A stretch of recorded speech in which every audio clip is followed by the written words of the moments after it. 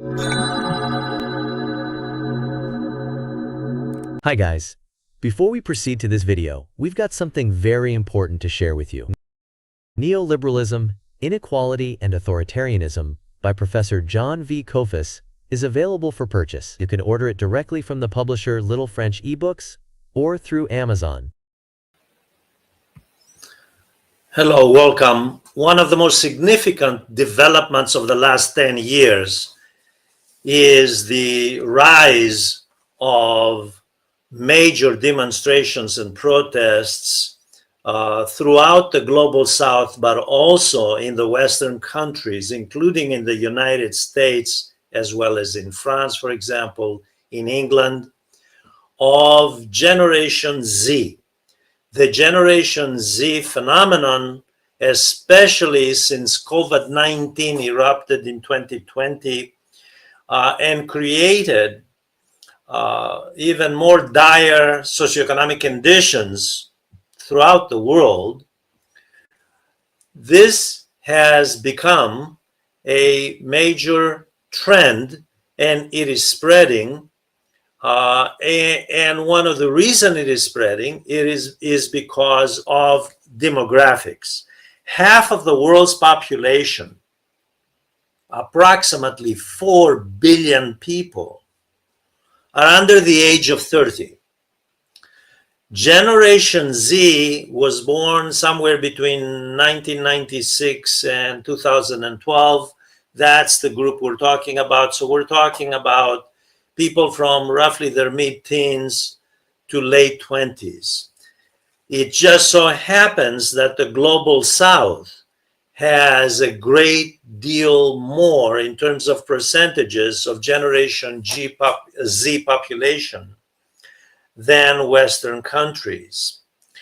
And of course, the fact is that although there are common denominators, contrary to some of the mainstream media, as well as scholarly literature by mainstream analysts, economists, sociologists, political scientists, looking at this phenomenon, whether in Nepal and Indonesia, about which I will talk today, or in Sri Lanka, India, Bangladesh, Turkey, Morocco, Peru, Kenya, a number of countries, Madagascar, as we will see, it doesn't matter. They argue that, well, it's an individual situation, individual country situation, or whether it's in France, like the Bloc Comté movement, which has a great deal, many of Generation Z elements, the Bloc Comté, that is Black Everything movement in France,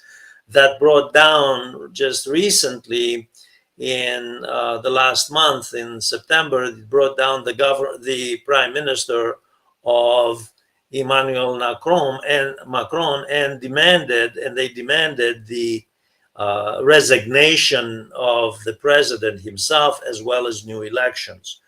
Or whether in the United States, of course, grassroots movements there against a government that is openly anti-labor, not that the previous one under Trump, not that the Biden administration was exactly pro-labor, but it was a bit more tolerant and a bit more understanding about some of the issues that labor was facing, and there was at least an effort to try to address some of the concerns about living standards and the social safety net of labor in America. The fact is that there are common denominators in this global trend of Generation Z movements, and the global trend is the catalyst, the thing that glues them together, is the neoliberal political economy. That's it.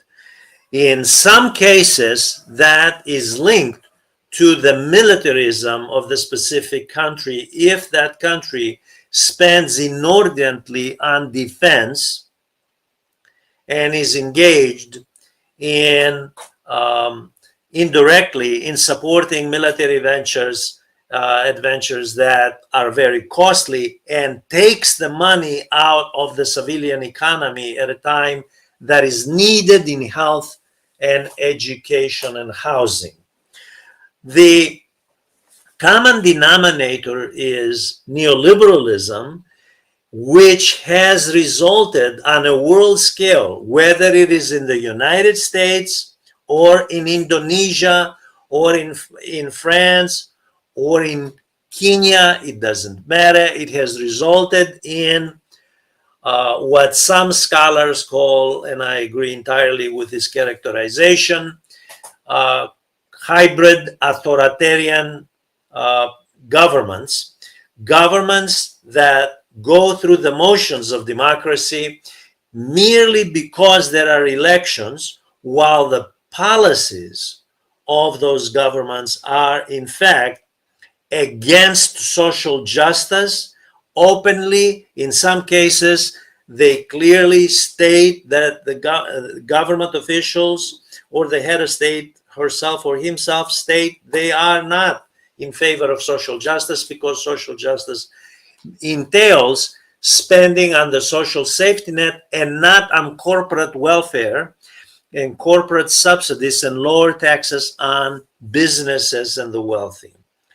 That is a common denominator, whether it's in the United States or in Nepal or in France or in Indonesia. It doesn't matter. For example, in Nepal, which has had recently, in the past month or so, major Generation Z demonstrations that had the government shaken.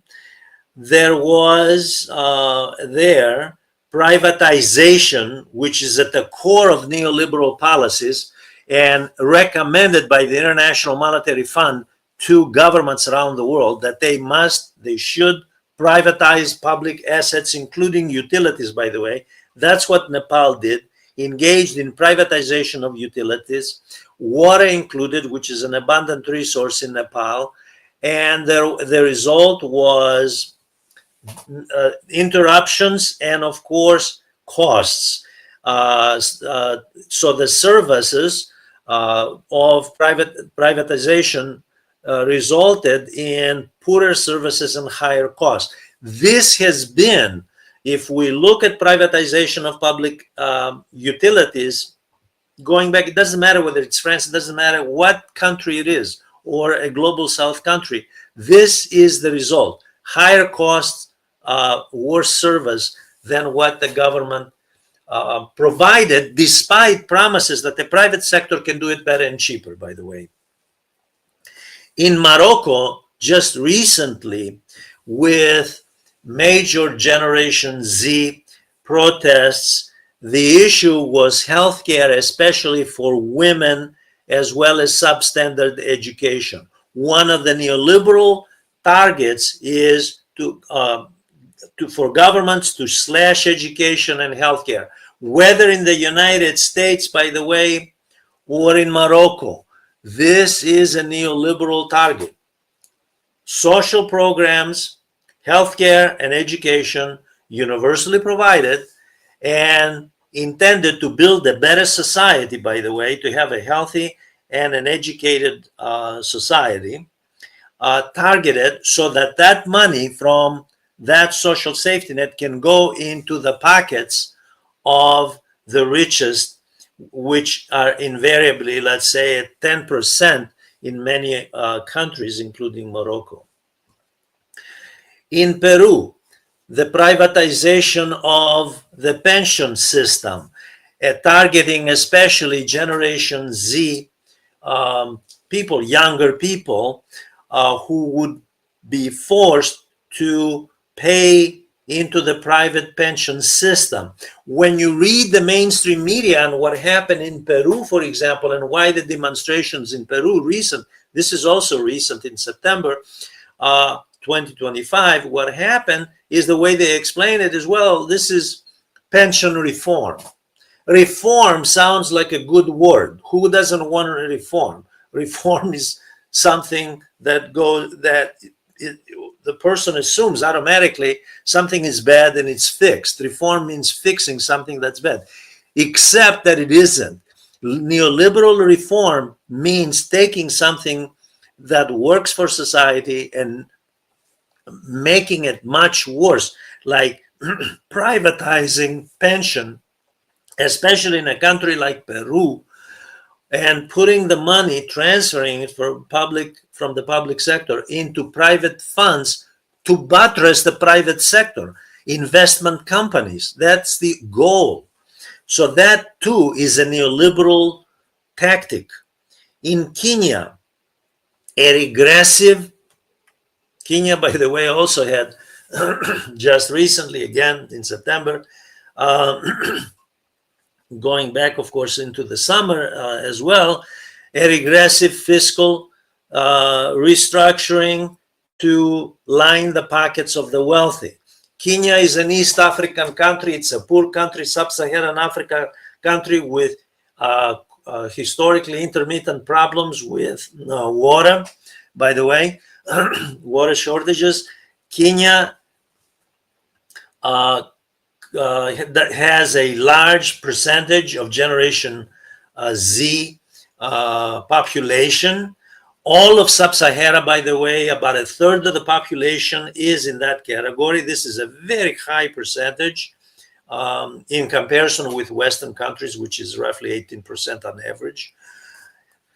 Regressive fiscal structure is the trademark of neoliberal politics, whether in the United States, where recently the Trump administration gave back as part of a package 4.5 trillion to the richest Americans and corporations, whether in France under Macron, the same thing, give backs, transferring income from the bottom up, or anywhere in the world, in Indonesia, we'll see the same thing.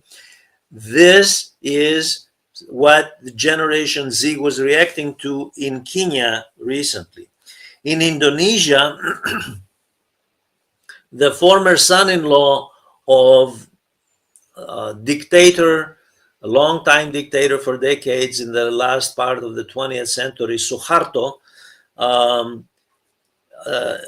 introduced major corporate subsidies, business subsidies, crony capitalism at work here, which one might argue this existed before the neoliberal political economy introduced by Maggie Thatcher, Margaret Thatcher in the late 1970s. Ronald Reagan implemented it, of course, in the United States, although the antecedents go back to Jimmy Carter. So we have the last 45 years or so, 50 years of neoliberalism. And you can see that this existed. Those who studied history, you can see crony capitalism existing before this. However, this is accelerated under the neoliberal system. It becomes policy across the world, and it is the policy of the IMF and the World Bank that governments transfer assets from labor and from social programs to corporate welfare and to the wealthiest, presumably because they invest. The common denominator in just these 5 cases I gave you, Nepal, Morocco, Peru, Kenya, Indonesia, is, and you can compare these 5 countries with France and the United States, Macron and Trump, although you can go before that, you can go to Sarkozy, you can go to Biden, you can go to Obama. They were hardcore neoliberals too. They too adopted such programs. The fact is that these programs impact the working class, put downward pressure on working class living standards. And working class living standards have been going down chronically and have impacted workers from the United States to Nepal and Indonesia and all across the world. I was amazed recently at the how candid the chairman and the chief executive officer, the chairman of the board, and chief executive officer of the Ford Corporation was in a recent interview. Jim Farley stated that Generation Z is indeed in trouble because his own workers, the new hires coming in, young people coming in, the blue collar workforce is in crisis, according to Jim Farley. The Ford CEO conceded that the working class, especially generation, the people coming into the workforce, have to have more than one job to make ends meet. The report pointed out that these people suffer sleep deprivation, they get sick more often. This is capitalism under the neoliberal model. It has created so much downward pressure in terms of downward social mobility that if it does this in the United States, the country with the largest nominal GDP in the world, by the way, imagine what it does to countries like Kenya and Morocco, Nepal and Indonesia. So this is very serious. And the reason I just briefly mentioned Jim Farley's point is that business people, heads of companies, major corporate, Ford is a global company. They know exactly what it means for Generation Z, the young people coming into the workforce, to have to make a living, usually try to get married, have kids, and not make ends meet, and then go get more than one job and have to pay medical bills because medical issues arise as a result of being overworked. Now, in the 2020s, especially after 2022, in other words, with the impact of COVID on a world scale, what happened in South Asia and Sub-Saharan Africa, but also in Islamic Africa, across North Africa, in other words, is that Generation Z protest demonstrations exploded primarily because the neoliberal political class, whether in Asia or in the West or in Africa, became even more determined to continue with policies that had failed, as proved by the deep recession of 2008, which spread from Wall Street to the entire world. So what we have is a situation that Generation Z becomes on a country by country basis, by the way. There is no, I want to mention this because it's also in scholarly literature, and rightly so, there is no global coordination of this. Just like the Arab Spring movement of 2011, rebellions all across North Africa and in the Middle East, the Afro-Arab movement, rebellions against the corrupt elites. This is somewhat the equivalent, and in scholarly literature, references have been made to this. This is the 2020s version of the Arab Spring of the early 2010s. This is only 10 years later that the world is experiencing this. And this time it's not just South Asia, although I'll look at Nepal a little bit more, and Indonesia than the rest of the world. This is a global phenomenon for a very simple reason. Neoliberalism is a world system. It's part of the capitalist world economy. It happens to be the political economy model, sorry, that it's being pursued on a world scale. So countries are integrated, world economies are integrated on a world scale. Now, there is no coordination. However, youth movements come together at the national level, city by city. Usually they're urban, by the way, working class and middle class. Many of them are college graduates. So there are elements of the middle class included in this, just like as in Bloc Comté in France, which the Black Everything movement, which is against the neoliberal regime of Macron there. So what we have here is national Generation Z movements. There is no international coordination. There is no workers of the world rise up and someone heading them. In fact, most of these Generation Z movements, even on a national scale, don't necessarily have a very, how can I put it, a very coordinated and hard leadership, to centralized leadership, in other words, to put them together. They do coordinate through social media, through cell phones and so forth, but they lack the kind of centralization that we see in organized revolutions that we have seen, from the Bolshevik Revolution to Maoist Revolution to Fidel Castro's revolution. They don't have that kind of centralized control.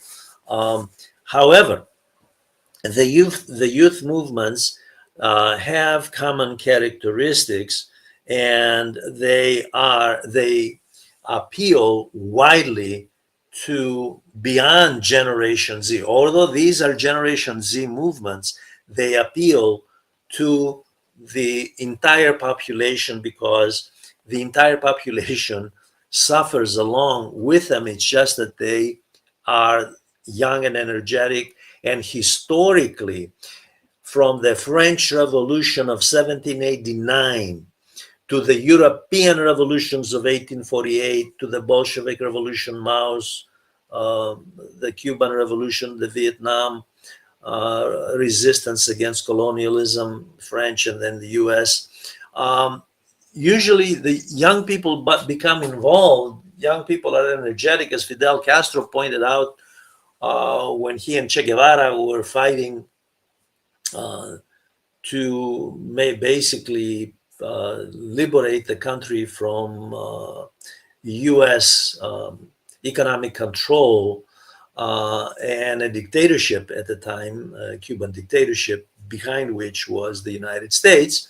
The fact is that there is the realization that there are systemic problems, and at the front of it, the forefront, is the government, which is invariably corrupt. Okay, as we'll see, in all the cases, they're invariably corrupt. There is nepotism. There is a patronage system.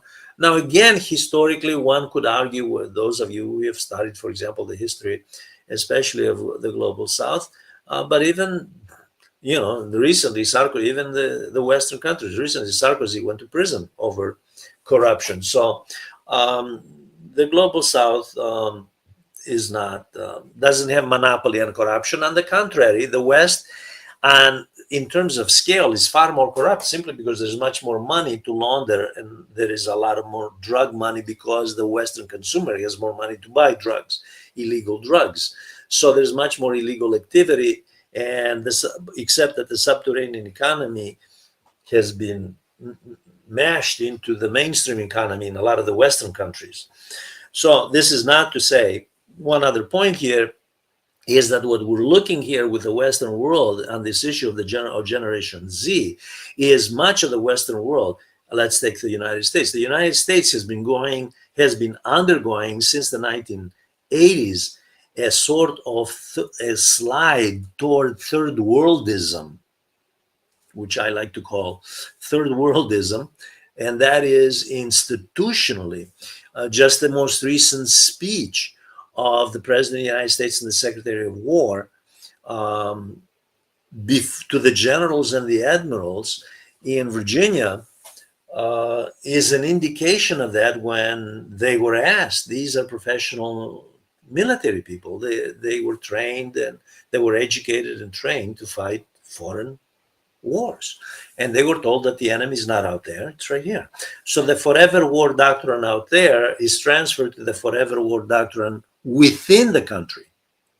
Okay? An interesting suggestion. Obviously, it tells you a lot about, this is the sort of thing you would expect, of course. What is the enemy? Who used the term the enemy within? Who has used it historically? Usually dictators, by the way. Someone who is committed to democracy and open society and democratic society and pluralism would never say that. It's people who are not interested in the democratic discourse, the democratic project at all. They're interested in authoritarianism. So this is why from the United States to France to England to Indonesia, Nepal, as we'll see, what there are, how can we characterize these countries? But hybrid democracies. There is hybrid authoritarianism rather. These are countries where democracy is at the forefront, and authoritarianism operates right below the thin veil of the institutions that are supposed to be democratic, but in essence promote social injustice and inequality. And this is why Generation Z has risen up in the recent years, whether in the West or in the global South. Now, it is not the case that Generation Z is homogeneous at all. It is not the case that Generation Z is all progressive. It's all sort of leaning towards socialism or Keynesianism. It's not, social welfare state and so forth. It's not the case at all, although most are. That is the majority. It is also the case that right-wing populists have used the Generation Z issue to basically ride the wave into power. And this has been the case, by the way, from India to Hungary to Brazil to most recently Madagascar. Madagascar is an island country, one of the largest island countries in the world. It's just east of Mozambique in the Indian Ocean.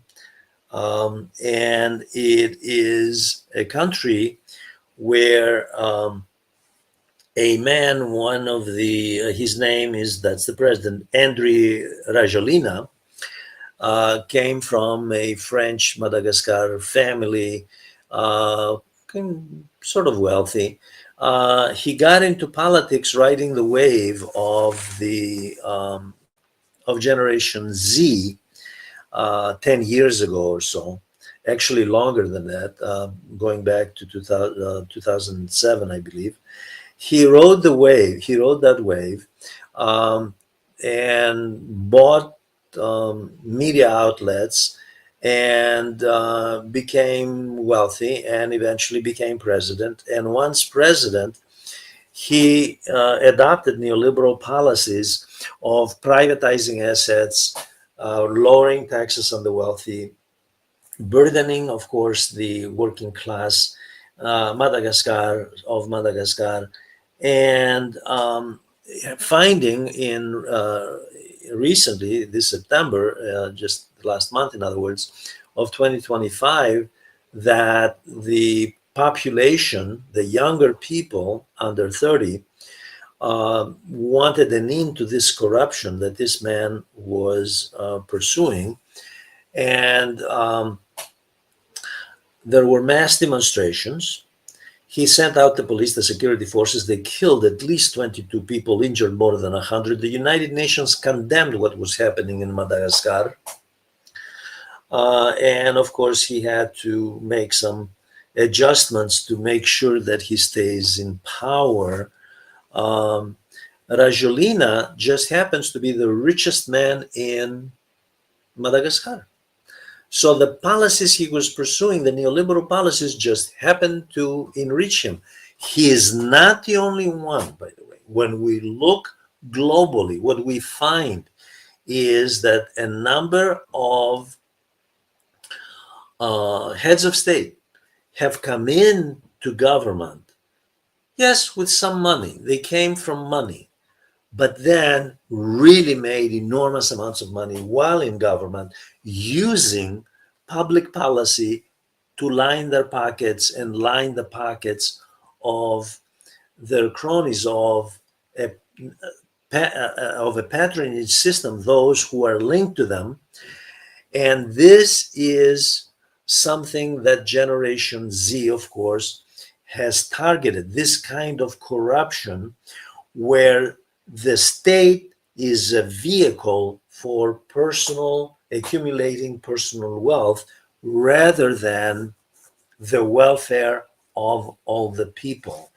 So Madagascar became a classic case of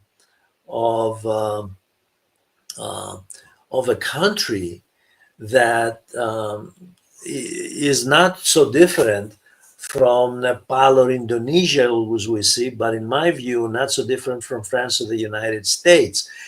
Each country, that, by the way, when we look at Generation Z reacting, right, the Generation Z involved in the Blocon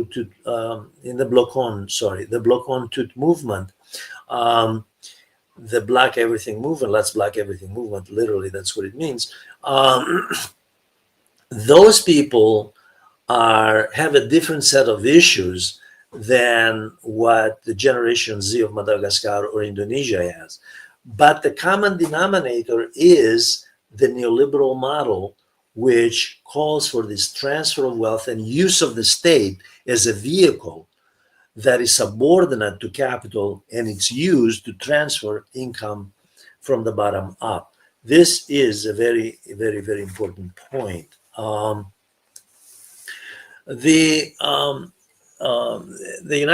was a recent poll in the United Kingdom, and it found that Generation Z, especially those from, they fall into Generation Z, 18 to 27-year-olds, are not, at least in England, are not necessarily as progressive as we might imagine. 67% of them favored chemical castration of sex offender. 45% favored the death penalty for such people.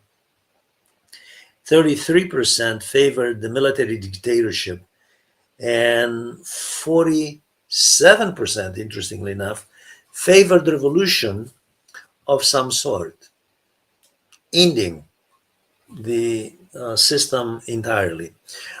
Which some people might argue that what we have within Generation Z are contradictory elements from far right. After all, even during the Third Reich, there was the Hitler Youth, right? There were young people who were co-opted into the Third Reich and used as part of the popular base. Excuse me. So what we have is a situation of people in Generation Z used for left wing as well as right wing, as well as centrist political movements. However, the vast majority is made up of left wing. The common denominators in Generation Z movements are heavy reliance on social media, grassroots organization, anti-oligarchy, and anti-corruption elements, eliminating links from government to plutocrats, as well as accountability to the people rather than to elites, strengthening the social safety net and improving living standards. And this not just in the urban areas, but in the rural areas as well. Addressing income inequality, very, very significant, especially in the global south, but just as much in France and the United States, in the United Kingdom and Germany. This is a universal issue. Now, in the situation in the global south, especially in, let me focus on Nepal and Indonesia, especially in South Asia. And by the way, it's not just Nepal and Indonesia, Bangladesh, Sri Lanka, India, all of these countries throughout South Asia have had Generation Z movements, and the grievances of Generation Z are more or less the same, and the issues that they're aiming at are the same. Basically, the absence of social justice and the use of the state as a vehicle to amass wealth, both for those who are in charge of the government, which are in some cases, for example, I mentioned Madagascar, in the Indian Ocean, are one and the same as the oligarchy. This person happens to be the richest person in the country and is president. Okay, so you have basically a very interesting phenomenon, which the last time we've seen something like this was in the late 19th century, where you have basically very wealthy people entering into politics in the late 19th century in Europe and the United States, especially in Western Europe, to make sure that they safeguard their interests, their economic interests. So this is a very interesting situation that we now see across the global south. And in Nepal, in the first week of September, Generation Z demonstrations resulted in the burning down of parliament, in chasing down politicians, burning down homes of politicians, businesses, mass destruction. There were a number of people killed by the security forces. The interesting thing about Nepal, here's a country, by the way, that has is landlocked. It's a country between India and China, and both of these countries bordering Nepal have had enormous influence in Nepal, in the economic, political, and social structure there, and in the culture there. The prime minister was communist, a Maoist, but he was pro-business, anti-labor, neoliberal, and his name is Sharma Oli, and he was forced to resign after protests and people killed by the police. The new government, after negotiations between the heads of the Generation Z leadership, was a woman, first time, I believe, for Nepal, in Nepal's history, that a woman was head of state. She was a former Supreme Court justice. Her name is Sushila Karki. She was well known in the country for anti-corruption and not really taking political positions. Nepal had been promised After the 2008 civil war ended and the monarchy was abolished in 2008, he had been promised social justice. He had been promised that the country would develop, and the development, economic development, would also mean social development. However, that did not come to be. Monarchist elements, and especially linked to India and to the Hindu party, revived in the late 2010s and wanted to bring back the elements of the monarchy, of monarchist policies. Nepal also is tribal, by the way. The tribes in the south felt excluded. Generation Z tried to address some of the issues. There is a rural-urban divide. Nepal, the other interesting thing about Nepal, about a third of its GDP comes from agriculture. This is not an industrialized society.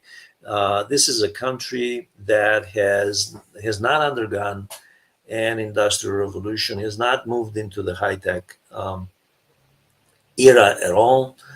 The level of poverty is much higher than it is across Asia. And the level of corruption also is very high. So Generation Z was targeting a government that was just as neoliberal and moved into the mainstream, and of course infected by the bug of corruption as the monarchists and other political parties in the country. At the same time, Indonesia also had Generation Z demonstrations, just like Nepal. However, Indonesia is roughly 10 times, somewhere between 9 and 10 times larger than Nepal. Indonesia is close to 290 million people. The GDP of Indonesia in terms of purchasing power parity is 20 times higher. It's at 255 billion, where it's at 5 billion in Nepal. So what you have in Indonesia is it's a very strong economy. Indonesia, by the way, unlike Nepal, is a country that is projected to become one of the major powerhouses, economic powerhouses in the world.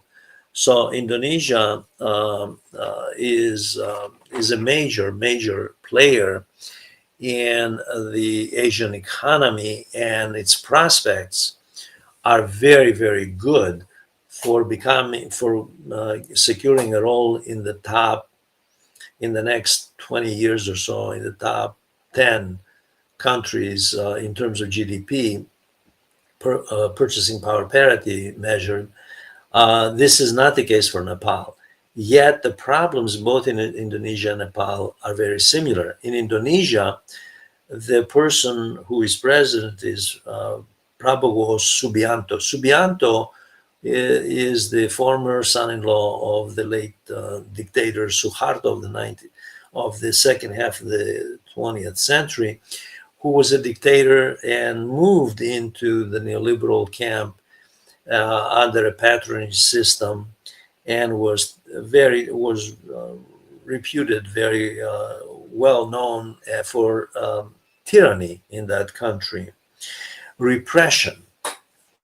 Subianto basically has tried to follow in those footsteps of his former father-in-law, combining neoliberalism and repression. In other words, what scholars call authoritarian neoliberalism. The president pursued corporate welfare, rewarding, launching major programs at public expenses, of course, at the expense of the taxpayer, rewarding everything from banks to insurance companies, energy companies, construction companies, of those closest to him, while slashing social services, education, healthcare, local government funding. So there too, what we have is diminishing the social safety net, raising the corporate welfare component. Um, Indonesia met with strong opposition from Generation Z demonstrations, as did Nepal. And Subianto was forced to make some minor concessions just to maintain the peace, without abandoning any policies that are at the root of the Generation Z concerns regarding neoliberalism. Now, I want to just summarize and tell you that from Turkey to Morocco, from Nepal to France to the United States to Peru, throughout the world, the Generation Z movements are going to get much more intense and they're going to spread. And the reason is because neoliberalism is in crisis. Neoliberalism has been in crisis for some time. The deep recession of 2008 proved it. It impacted as much the United States, where it started, as it did South Asia and the entire global South. The fact is that the 2008 deep recession taught the neoliberal political class absolutely nothing in terms of abandoning a political economy, a project, namely neoliberalism, that is a resounding failure in terms of providing, looking out for the welfare of society, providing for all classes instead of a tiny percentage of the wealthy. This, as Bernie Sanders calls it in the United States, the oligarchy. The fact is there is a counterpart to such oligarchies on a world scale. Okay, whether it's in Madagascar or in Morocco or in Turkey, those oligarchies exist all over the world. Did they exist before neoliberalism? Absolutely, they did. Now it's formalized, and now there is something different about it. And this is what I want to conclude with. What we're looking at is the formalization of hybrid authoritarianism, the becoming the norm. That is, why are people complaining? They went to elect. They had choices between neoliberals. So whether you vote for neoliberal A, who's a bit more concerned about the social safety net, or neoliberal B or neoliberal C, who are less concerned about the social safety net, are more authoritarian, you will basically still get the neoliberal model down the road, no matter who wins. This is as true in Nepal, okay, as in the US, which has a two-party system, or in France, with the exception of Mélenchon, of course, who has an anti-neoliberal platform. The other political parties are all neoliberal. So the problem is that the political class is immersed in neoliberalism, from the far right to the traditional conservatives to the mainstream liberals in the middle, to social democrats. They're immersed in neoliberalism. So unless this system, this political economy, is addressed as the root cause of the problem, leading societies from the developed world to the global South toward authoritarianism, unless that's addressed, then Generation Z movements, whether they're above ground or underground, as you would expect, that will be the case in many countries, whether it's in the West or in the global South, that will continue to intensify. because repression breeds resistance. This has been true from the English Civil War of the 1640s to the French Revolution, to the Bolshevik Revolution, to the present, with these Generation Z mass demonstrations, grassroots movements. So what we are looking at is a world movement. No one is coordinating, as I said at the outset. No one is in charge of, no one is in any kind of leadership position. These are all grassroots movements with local leadership. However, the common denominator is a political economy that is geared to serve a tiny percentage of the population, and it is geared to serve that under a political class that embraces hybrid authoritarianism. I want to thank you for listening. I want to ask you to join this channel, and by all means, ask questions and write comments. Thank you very much.